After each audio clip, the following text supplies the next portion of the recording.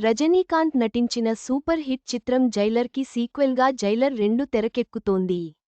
తాజాగా విద్యా balun Jailer 2లో నటించనుందని వార్తలు వస్తున్నాయి.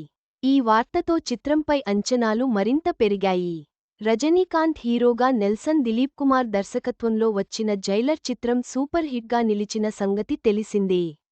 జైలర్, రిటైర్డ్ జైలర్ ముత్తువేల్ పాండియన్గా రజనీకాంత్ నటనకి ప్రేక్షకులు బ్రహ్మరథం పట్టారు.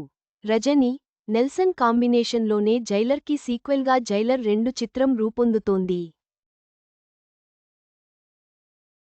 సన్ పిక్చర్స్పై కళానిధి మారన్ నిర్మిస్తున్నారు. ఈ చిత్రం కథాంశం ప్రధానంగా గోవా నేపథ్యంలో ఉంటుందట.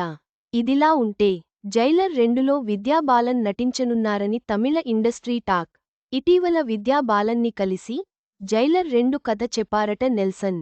చిత్రకథతో పాటు తన పాత్ర కూడా నచ్చడంతో ఆమె నటించేందుకు పచ్చజెండా ఊపారని సమాచారం.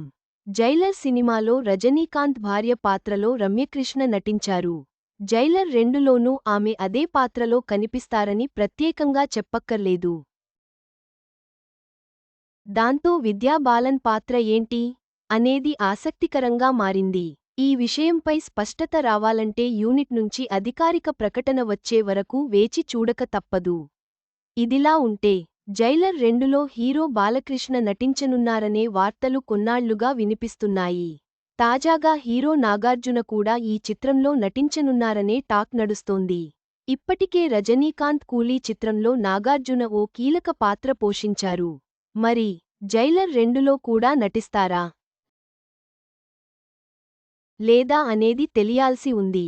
జైలర్ 2 చిత్రంపై అంచనాలు భారీగా ఉన్నాయి.